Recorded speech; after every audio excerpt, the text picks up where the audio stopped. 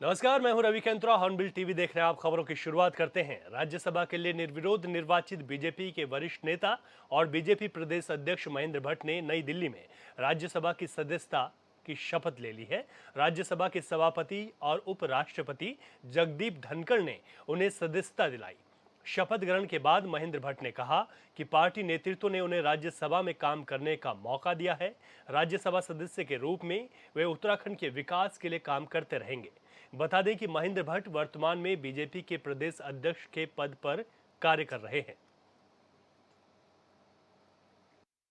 राज्यसभा उच्च सदन के बिल्कुल खुशी का माहौल है। हमारे प्रदेश अध्यक्ष आदरणीय महेंद्र भट्ट जी को पूर्व में ही भारतीय जनता पार्टी हाईकमान के द्वारा राज्यसभा के लिए नामित किया गया था और उत्तराखंड के सभी विधायकों ने उनको निर्विरोध निर्वाचित घोषित करके राज्यसभा के लिए भेजा है। बहुत बड़ी खुशी की खबर है हम सबके लिए और भारतीय जनता पार्टी के लिए विशेष रूप से, क्योंकि आदरणीय महेंद्र भट्ट जी एक जमीन से जुड़े हुए कार्यकर्ता हैं, जिन्होंने अखिल भारतीय विद्यार्थी परिषद से लेकर के विभिन्न संगठनों में काम किया। पार्टी ने जहां जहां उनका उपयोग किया उसमें उन्होंने अपने आप को साबित भी किया है और उसी के तहत जब से उन्होंने प्रदेश अध्यक्ष के रूप में भूमिका उनको दी गई, उसमें उन्होंने चाहे जो भी चुनाव उनके सामने आए उनमें उनको अपार सफलता पार्टी को उन्होंने दिलाई है। निश्चित रूप से उनको जो इनाम दिया गया है, ये सभी कार्यकर्ताओं के लिए एक बहुत बड़ी गौरव की बात भी है। और हमारे संवाददाता रोहित विक्रम सिंह हमारे साथ जुड़ गए हैं। रोहित, आज शपथ ले ली है महेंद्र भट्ट ने। उसके बाद उन्होंने कहा है उत्तराखंड के विकास के लिए काम करूंगा, लेकिन वो साथ में प्रदेश अध्यक्ष भी हैं। तो किस तरीके से अब आगे का उनका कार्यकाल रहेगा? और आज जो शपथ हुई है उसके बाद पार्टी के लोगों का भी ये कहना है कि ये काफ़ी अच्छा है उत्तराखंड के लिए भी, कि यहाँ के विकास की ओर वो फोकस करेंगे। रवि, साफ तौर पर देखिए, भारतीय जनता पार्टी के लिए एक बड़ी उपलब्धि है, चूंकि विधानसभा में उत्तराखंड में भारतीय जनता पार्टी का बहुमत अधिक है, लिहाजा निर्विरोध जो है उनका राज्यसभा जाना लगभग तय था। हालांकि हाईकमान ने उनके ऊपर विश्वास जताया और बतौर प्रदेश अध्यक्ष जिस तरह से महेंद्र भट्ट ने 1 साल से ऊपर का कार्यकाल उनका हो गया है, 3 साल का अध्यक्ष का कार्यकाल होता है, तो हालांकि अभी 1.5 साल से अधिक का कार्यकाल उनका बचा हुआ है। जी, तो कुल मिलाकर कह सकते हैं कि वो अपना पूरा कार्यकाल बतौर प्रदेश अध्यक्ष का भी पूरा करेंगे और अब राज्यसभा के लिए वो निर्विरोध निर्वाचित हुए हैं। उन्होंने सदस्यता भी ले ली है, शपथ ग्रहण भी हो गया है और राज्यसभा के जो सभापति हैं उपराष्ट्रपति जगदीप धनखड़ ने उन्हें सदस्यता दिलाई है। और महेंद्र भट्ट ने कहा है कि पार्टी ने नेतृत्व ने उन्हें राज्यसभा में काम करने का मौका दिया है। राज्यसभा सदस्य के रूप में वो उत्तराखंड के विकास के लिए काम करते रहेंगे और चूंकि राज्यसभा के जो सदस्य होता है राज्यसभा सांसद, उसके पास भी बहुत सारे अधिकार रहते हैं। हमने देखा है कि राज्यसभा सदस्य जो अनिल बलूनी रहे हैं बतौर सांसद, बहुत सारी सौगातें उन्होंने प्रदेश को दी हैं। तो इससे भारतीय जनता पार्टी के लिए एक बड़ी बात है, क्योंकि अब लोकसभा चुनाव जहां पर हो रहे हैं और फर्स्ट फेज में उत्तराखंड के चुनाव हो चुके हैं। उत्तराखंड में 5 सीटों पर चुनाव हो चुके हैं। हालांकि भारतीय जनता पार्टी दम भर रही है कि 5 सीटें भारतीय जनता पार्टी की झोली में आएंगी। तो निश्चित तौर पर इससे एक अनुकूल माहौल बनता है, क्योंकि केंद्र में बीजेपी की सरकार है अभी और आने वाले समय में बीजेपी कह रही है कि तीसरी बार मोदी के नेतृत्व में हमारी सरकार बनेगी। प्रदेश में भी बीजेपी की सरकार है, पड़ोसी राज्य उत्तर प्रदेश में भी बीजेपी की सरकार है। तो अनुकूल परिस्थितियां रहती हैं। तमाम जो ऐसे काम होते हैं जो रुक जाते हैं और राज्यसभा के सांसद के रूप में उन्होंने सदस्यता ली है, वो सांसद हो गए हैं। तो उत्तराखंड के हक हकूक से जुड़े प्रश्न, उत्तराखंड की माटी से जुड़े प्रश्नों को निश्चित तौर पर महेंद्र भट्ट अब सदन के भीतर राज्यसभा में उठाने का काम करेंगे। रोहित, क्योंकि राज्यसभा सांसद के साथ साथ वो प्रदेश अध्यक्ष का जिम्मा उनके पास है, जैसे कि आपने बताया कि अभी करीब 1.5 साल का भी समय बाकी है, तो क्या ये माना जाए कि प्रदेश अध्यक्ष की जो जिम्मेदारी है वो भाजपा किसी और को भी दे सकती है? इस तरीके की कोई इसमें अटकलें लगाए जा सकते हैं या फिर इस तरीके कोई विचार विमर्श चल रहा हो? तो ये प्रदेश में भी, क्योंकि संगठन के मुखिया के तौर पर नई जिम्मेदारी किसी को दी जा सकती है?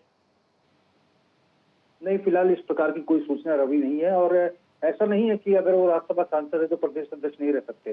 निश्चित तौर पर उनका 1.5 साल का कार्यकाल, पार्टी ये मानती है कि महेंद्र भट्ट ने पार्टी के लिए खूब अच्छा काम किया है और उनके कार्यकाल में ही पार्टी का विस्तार भी हुआ है और उनके कार्यकाल में तमाम जो चीजें हैं, नई नई चीजें, चूंकि मुख्यमंत्री पुष्कर सिंह धामी भी लगातार सरकार और संगठन के बीच में समन्वय बनाकर काम कर रहे हैं।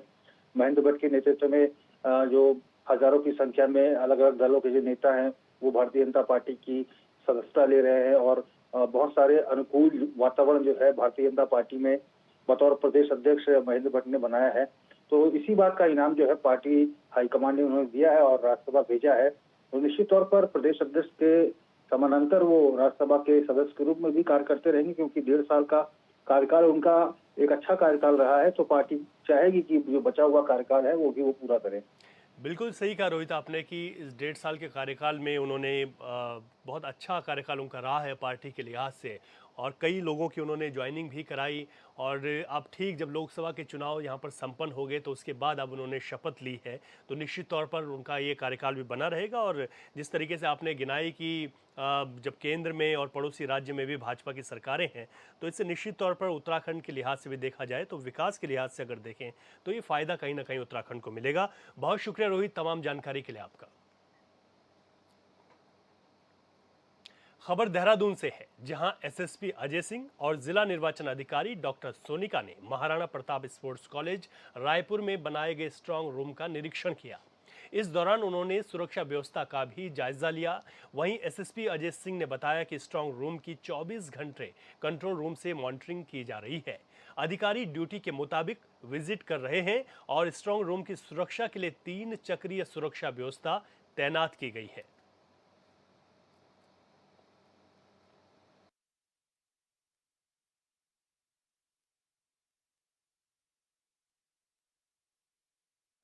चले आगे बढ़ते हैं। कांग्रेस के मैनिफेस्टो को लेकर बीजेपी आक्रामक है। बीजेपी के पूर्व प्रदेश अध्यक्ष और हरिद्वार विधायक मदन कौशिक ने हरिद्वार में प्रेस कॉन्फ्रेंस कर कांग्रेस के मैनिफेस्टो को लेकर कई सवाल उठाए। मदन कौशिक ने सवाल उठाते हुए कहा कि कांग्रेस ने अपने घोषणा पत्र में आर्थिक सर्वेक्षण की बात कही है। क्या कांग्रेस देश की जनता की संपत्ति का बंटवारा करना चाहती है? इसके साथ ही मदन कौशिक ने कांग्रेस पर गैर हिंदुओं के तुष्टीकरण की राजनीति करने का भी आरोप लगाया है।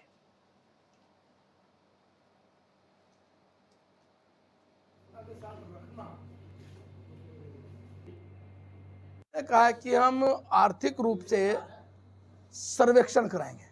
अब सर्वेक्षण कराने के बाद आपने जैसा 60 के दशक में भी इस प्रकार का एक कानून बना के लाए थे, उसमें आपने कहा जिसके पास जितने पैसे 18% बैंक में जमा करो। आज आपने कहा कि हम गांव, शहर, घर, किसी भी व्यक्तिगत, यानी आप कितना किसके पास, आप बहन को 4 तोले सोना शादी में सब देते हैं, 10 तोले देते हैं, आप क्या करेंगे फिर? आप ये देश के सामने आपको बताना पड़ेगा कि आपकी नज़र उनके उस मंगलसूत्र पर भी है क्या जो घर वाले चढ़ाते हैं? क्या आपकी नज़र उसके उस गोल्ड पर भी है क्या? आप किसको समानता में लाना चाहते हैं? आपकी नीतियां हमेशा रही हैं कि वो कहीं ना कहीं अल्पसंख्यक यानी तुष्टीकरण आपका हमेशा एजेंडा रहा है। हाँ, हम अपने मैनिफेस्टो की खूबियां, और हम अगर कोई राजनीतिक दल देश में इस प्रकार की असमानता, देश के अंदर इस प्रकार के वातावरण के अनुसार अपना एजेंडा लाता है, तो उसके बारे में भी जनता को बताने का काम। 10 मई से शुरू हो रही चारधाम यात्रा को लेकर सरकार जहां अपने स्तर पर तैयारियां कर रही है, वहीं बद्री केदार मंदिर समिति ने भी तैयारियों को अंतिम रूप दे दिया है। बीकेटीसी अध्यक्ष अजिंदर अजय ने बताया कि पिछले साल की तरह इस बार भी ऑनलाइन माध्यम से विशेष पूजा अर्चना के लिए बुकिंग की जा रही है। खास बात यह है कि इस बार एक हफ्ते के अंदर 7,000 लोग अभी तक पूजा अर्चना के लिए बुकिंग करा चुके हैं, जिसके चलते मंदिर समिति को अभी तक 1 करोड़ 20 लाख की आय हो चुकी है।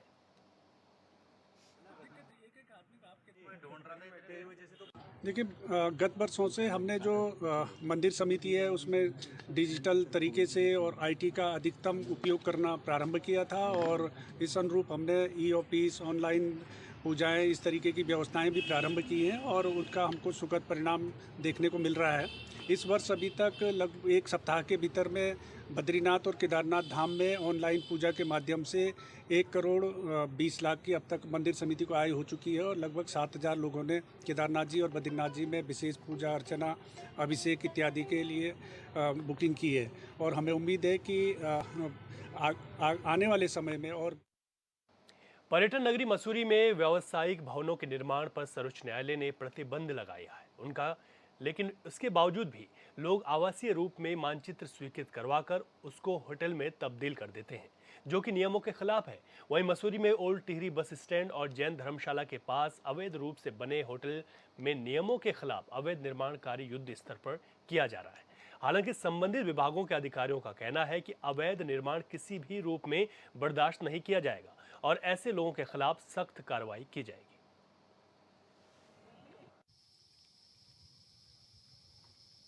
अभी आपको जैसे पता ही है कि विगत दिनों लगभग 10-12 दिनों से चुनाव में सब लोगों की ड्यूटी लगी थी। यहाँ तक कि मसूरी के बाबू की, दोनों सुपरवाइजर की, जेई की, एई की, सभी लोगों की चुनाव में ड्यूटी लगी हुई थी। लेकिन अब सब लोग चुनाव से वापस आ गए हैं। जो भी निर्माण संज्ञान में आएंगे उनके खिलाफ अधिनियम की सुसंगत धाराओं के अंतर्गत कार्रवाई की जाएगी और उनको हियरिंग कराई जाएगी और जो निर्माण कार्य अवैध पाए जाएंगे उनके खिलाफ अधिनियम की धाराओं के अंतर्गत कार्रवाई की जाएगी। उत्तराखंड की चार धाम यात्रा के लिए श्रद्धालुओं में काफी जोश देखने को मिल रहा है। देश भर से लाखों लोग चार धाम यात्रा के लिए रजिस्ट्रेशन कर रहे हैं। इस साल एक हफ्ते में ही चार धाम यात्रा के लिए श्रद्धालुओं ने पंजीकरण कराकर पिछले साल का रिकॉर्ड तोड़ दिया। इस वर्ष अभी जो पर्यटन विभाग द्वारा ऑनलाइन पंजीकरण किया गया है उसमें रिकॉर्ड तोड़ तरीके से श्रद्धालुओं ने पंजीकरण किया है।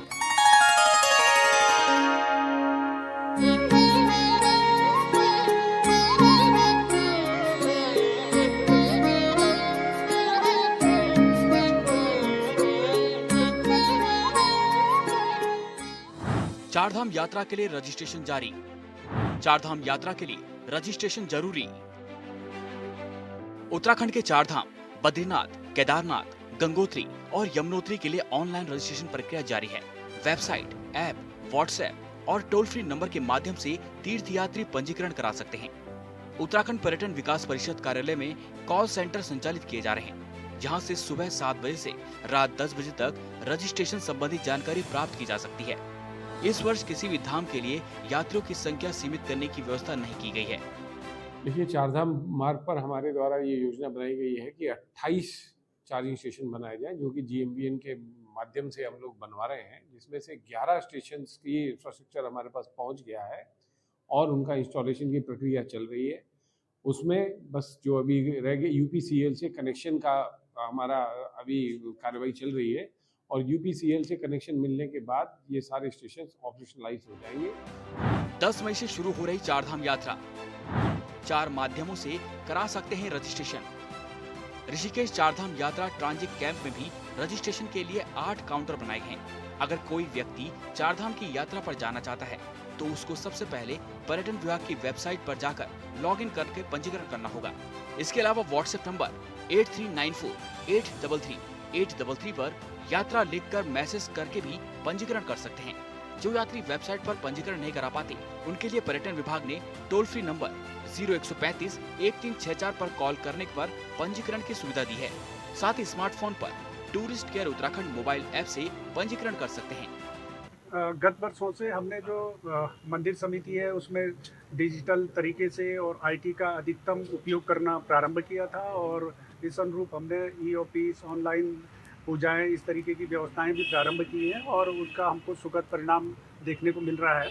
इस वर्ष अभी तक लगभग 1 सप्ताह के भीतर में बद्रीनाथ और केदारनाथ धाम में ऑनलाइन पूजा के माध्यम से 1 करोड़ 20 लाख की अब तक मंदिर समिति को आय हो चुकी है और लगभग 7,000 लोगों ने केदारनाथ जी और बद्रीनाथ जी में विशेष पूजा अर्चना, अभिषेक इत्यादि के लिए बुकिंग की है और हमें उम्मीद है कि आने वाले समय में और इसमें वृद्धि होगी। और इसके अलावा हमने जो कि कई यात्री ऐसे होते हैं कि जो ऑनलाइन पंजीकरण नहीं कर पाते, ऑनलाइन बुकिंग नहीं कर पाते हैं, उनके दृष्टिगत रखते हुए ऑफलाइन पूजा बुकिंग का भी हमने विकल्प रखा है। देखिए, जैसा हमें पूर्व में भी अनुमान था और हम लगातार इस बात को महसूस कर रहे थे कि इस वर्ष भी जो चारधाम यात्रा है उसमें बड़ी संख्या में श्रद्धालु तीर्थयात्री हमारे धामों में पहुंचेंगे और हमारे अनुमानों के अनुरूप इस वर्ष अभी जो पर्यटन विभाग द्वारा ऑनलाइन पंजीकरण किया गया है उसमें रिकॉर्ड तोड़ तरीके से श्रद्धालुओं ने पंजीकरण किया है और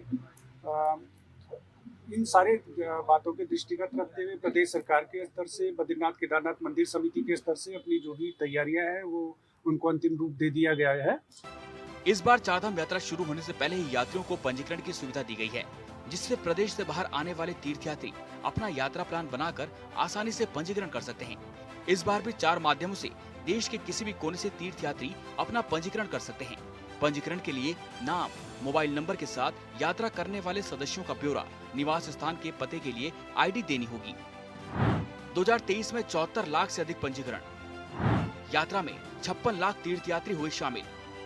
पिछले साल चारधाम यात्रा में 74 लाख से अधिक तीर्थयात्रियों ने पंजीकरण कराया था। इसमें पूरे यात्रा काल में 56 लाख यात्रियों ने चारधाम यात्रा के दर्शन किए। इस बार भी विभाग को श्रद्धालुओं की संख्या बढ़ने की उम्मीद है। चारधाम यात्रा में आने वाले श्रद्धालुओं के लिए 15 अप्रैल से पंजीकरण शुरू कर दिए गए हैं। 10 मई से चारधाम यात्रा शुरू हो रही है। यात्रा में आने वाले श्रद्धालुओं को पंजीकरण अनिवार्य रूप से करना होगा। देखिए, हिंदू धर्म की आस्था का प्रतीक करोड़ों लोग हमारे उत्तराखंड में आते हैं चारधाम यात्रा के लिए, लेकिन हर बार उनको अव्यवस्था से गुजरना पड़ता है। पहले भी आपने रोडों की व्यवस्था देखिए कितनी खराब थी। कांग्रेस ने पहले आगाह किया था कि यात्रा सीजन शुरू होने से पहले आप यहाँ पे सारी व्यवस्थाएं करें, चाहे ट्रांसपोर्टेशन की जो समस्या उसको दूर कीजिए, रोड से संबंधित जो रोड खराब हैं, जगह जगह गड्ढे खुदे पड़े हैं, उनको सही करिए। अब जो हमारे वहाँ पे घोड़े और खच्चर चलते हैं केदारनाथ में, तो उनके भी लिए कोई डॉक्टरों की भी कोई व्यवस्था नहीं है। जो हमारे तीर्थ यात्री आते हैं उनके लिए स्वास्थ्य के लिए कोई ऐसी व्यवस्था नहीं है कि उनको स्वास्थ्य वहाँ पे मुहैया कराया जा सके। और हमने तो पहले ही आगाह किया था, आज चारधाम यात्रा शुरू होने वाली है, पूरे विश्व से लोग यहाँ पे आ रहे हैं। सरकार को समय रहते हुए इस पर कोई कार्रवाई करनी चाहिए थी। अब इसमें इतनी कार्रवाई नहीं हो पाई है कि अब लोगों को इसका खामियाजा भुगतना पड़ेगा रोड के लिए, और इतने कोई रहने की भी व्यवस्था आप लोगों ने वहाँ पे नहीं करी। कांग्रेस पहले दिन से इस मुद्दे को उठाती आई है, लेकिन भारतीय जनता पार्टी हमेशा जो यात्री सीजन शुरू होता है उस समय पे व्यवस्था सुचारू करने की बात करती है, लेकिन इनके ढाक के 3 पात हैं। ये कभी सिर्फ कहते हैं, करने में ये लोग विश्वास नहीं रखते हैं, तो इसका खामियाजा तीर्थयात्रियों को भुगतना पड़ेगा। देखिए, अगर पिछले साल का रिकॉर्ड देखा जाए तो इतने लाखों श्रद्धालु यहाँ पर दर्शन करने आए थे। उससे ये साबित होता है कि हमारा उत्तराखंड किस प्रकार से लोगों को लुभावने का कार्य कर रहा है। और अब तक की जो पूर्ववर्ती सरकार रही है कांग्रेस की, उसमें अगर देखा जाए तो इतनी संख्या में आज तक कभी भी श्रद्धालु दर्शन करने नहीं आए थे। लेकिन अभी अगर आप न्यूज़ देखेंगे तो उसमें अभी से मैंने भी पढ़ा उसको कि सारे हेलीपैड जून तक के लिए बुक हो चुके हैं, कितने होटल्स बुक हो चुके हैं। तो ये टूरिस्ट जो आते हैं, इससे हमारे लोगों को भी रोजगार और आय का साधन मिलता है। तो इस चीज़ में लगातार हम लोग क्रम में आगे चढ़ रहे हैं और व्यवस्थाओं के जायजे की जहाँ तक बात है, खुद मुख्यमंत्री श्री पुष्कर सिंह धामी जी इसकी लगातार बैठकें भी ले रहे हैं और लगातार सबको सख्त निर्देश दे रहे हैं कि किसी प्रकार से हमारे यात्रियों को परेशानी का सामना न उठाना पड़े। आपने विपक्ष का पहले भी बयान सुना होगा कि चारधाम यात्रा को लेकर इन लोगों ने बहुत ज़्यादा भ्रम फैलाया जनता के बीच में। तो ये उनके मुंह पे एक करारा जवाब है कि अभी इनके भ्रम फैलाने के बावजूद जून तक की बुकिंग हेलीपैड से लेके और कितनी जगह पर पूरी तरीके से बुक हो चुकी है। इससे ये साबित होता है कि हमारी सरकार, पुष्कर धामी जी की सरकार, भारतीय जनता पार्टी की सरकार पूरी तरीके से उत्तराखंड को और सबल और प्रबल बनाने पर लगी हुई है और लोगों को पूरी तरीके से अच्छा अवसर दे रही है कि किस प्रकार से रोजगार का भी, आय का साधन बढ़े और उत्तराखंड का दशक आने वाला दशक बने। यात्रा को सुगम बनाने पर है जोर। 2023 का रिकॉर्ड टूटने की उम्मीद। यात्रा की शुरुआत होने के कई दिनों पहले से ही पंजीकरण की सुविधा दी गई है। सरकार यात्रा को सुगम बनाने पर जोर दे रही है। उम्मीद है कि इस बार 2023 का भी रिकॉर्ड टूटेगा। यही वजह है कि शासन और प्रशासन यात्रा को लेकर गंभीर है। उत्तराखंड में चारधाम यात्रा की तैयारियां जोरों शोरों से चल रही है। 10 मई से केदारनाथ धाम के कपाट खुल जाएंगे, जबकि 12 मई से बद्रीनाथ धाम के भी कपाट खुल जाएंगे और ऐसे में तैयारियां चाक-चौबंद व्यवस्था की गई है और ऐसे में तमाम विभागों ने अपना अपना जो कार्य है उसको संपन्न करना भी शुरू कर दिया है और तमाम तेजी भी देखी जा रही है कार्यों में। ऐसे में कहा जा सकता है कि अब तक कई लाखों की संख्या में रजिस्ट्रेशन हो गए हैं और 11 लाख से अधिक लोग अपना पंजीकरण तो करा ही चुके हैं और साथ ही बड़ी तैयारियां इस दौरान की जा रही है। साथ ही हाल फिलहाल में मुख्य सचिव ने भी मौके पर पहुंचकर केदारनाथ में स्थिति का जायजा लिया था कि पर्यटकों के लिहाज से कितना तैयार है केदारनाथ, क्योंकि अक्सर साल दर साल श्रद्धालुओं की संख्या बढ़ रही है। 55 लाख पिछले इस साल श्रद्धालु चारधाम यात्रा में के लिए पहुंचे थे और इस बार ये आंकड़ा 60 लाख से पार जा सकता है, ऐसा कहा जा रहा है और उसके लिए तमाम तैयारियां भी शुरू की जा चुकी हैं। मुख्यमंत्री पुष्कर सिंह धामी भी इसका संज्ञान ले चुके हैं। मुख्यमंत्री ने कहा है कि इस बार यात्रियों को किसी भी तरह की कोई परेशानियों का सामना ना करना पड़े, इसके लिए विभाग अपनी जो रणनीति है वो पहले से ही तैयार कर ले और इसको लेकर के तमाम सुरक्षा व्यवस्था को साथ ही जो स्वास्थ्य प्रशिक्षण है उस पर भी विशेष ध्यान दिया जाएगा। जो 60 साल या उससे अधिक के आयु के लोग हैं वो जब चारधाम यात्रा में या फिर केदारनाथ में जब वो जाएंगे तो उनको प्रशिक्षण, अपना हेल्थ प्रशिक्षण लेना अनिवार्य होगा, रजिस्ट्रेशन करना अनिवार्य होगा। हालांकि अभी तक 11 लाख से ज़्यादा जो श्रद्धालु हैं वो अपना रजिस्ट्रेशन कर चुके हैं चारधाम यात्रा में आने के लिए। तो कहा जा रहा है कि अभी ये संख्या और बढ़ेगी और ऐसे में जो विशेष पूजा है वो कराने के लिए भी श्रद्धालु में काफ़ी उत्साह देखा जा रहा है। उसके लिए भी लगातार बुकिंग जारी है और हेली सेवा भी लगातार फुल नज़र आ रही है, जहां पर सितंबर अक्टूबर तक के लिए भी हेली सेवाएं बुक होनी शुरू हो गई हैं। ऐसे में कहा जा सकता है कि विशेष तैयारियां यहां पर की जा रही हैं। मुख्यमंत्री पुष्कर सिंह धामी ने भी संज्ञान लिया है। उन्होंने साफ तौर पर कहा है कि अधिकारी चाक चौबंद नजरें बनाए रखेंगे और साथ ही वहां पर किसी भी यात्री को कोई परेशानी ना हो, इसका विशेष ध्यान भी रखा जाएगा। हॉर्नबिल टीवी के लिए देहरादून से विशाल गर्ग। उत्तराखंड में एक बार फिर निकाय चुनाव सुर्खियां बन गया है। हाईकोर्ट की सुनवाई के बाद निकाय चुनाव को लेकर डाली गई याचिका को हाईकोर्ट ने खारिज कर दिया। इसके बाद निकाय चुनाव को लेकर प्रदेश में सुर्खियां तेज हो गई। क्या कुछ कहा हाईकोर्ट ने और कब होंगे प्रदेश में निकाय चुनाव, क्या है पूरा मामला, इस रिपोर्ट में देखिए।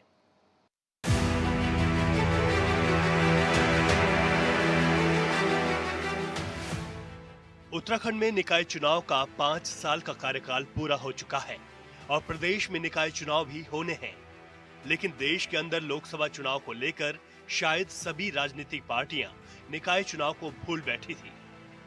समय पर निकाय चुनाव न होने के चलते नाराज होकर जसपुर निवासी मोहम्मद, अनीस और नैनीताल निवासी राजीव ने हाईकोर्ट का दरवाजा खटखटाया, जहां हाईकोर्ट ने पूर्व में निर्धारित समयावधि के अंदर निकाय चुनाव की प्रक्रिया पूरी करने की बात कही है।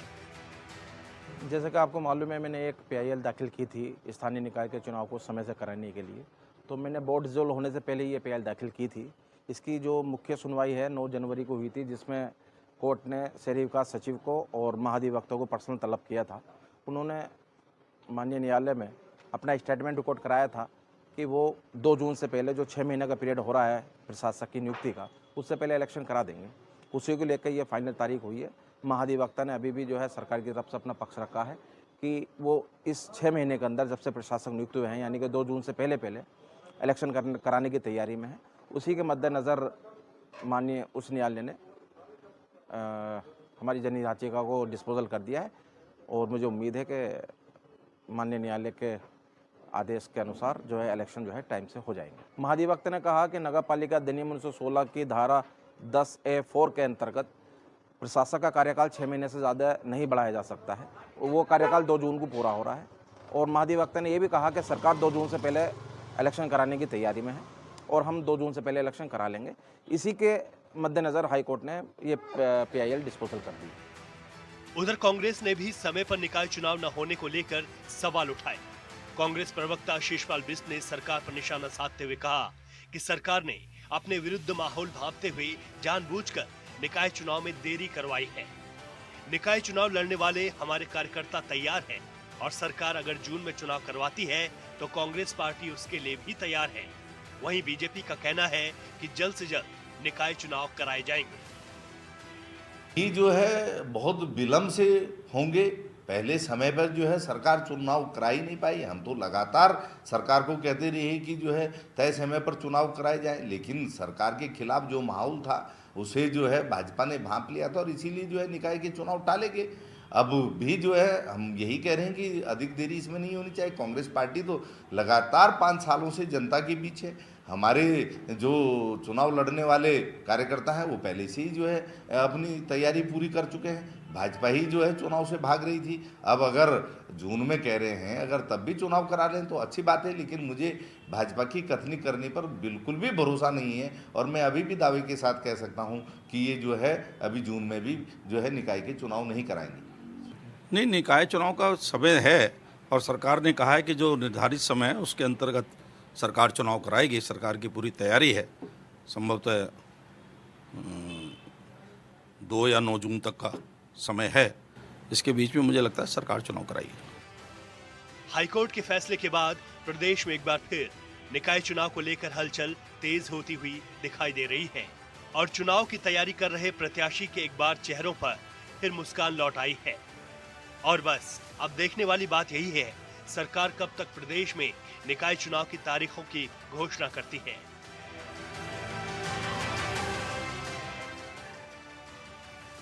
Bureau report, hornbill TV. और इस बुलेटिन में अभी के लिए इतना ही। खबरों से अपडेट रहने के लिए आप देखते रहिए हॉर्नबिल टीवी। मुझे इजाजत दीजिए, नमस्कार।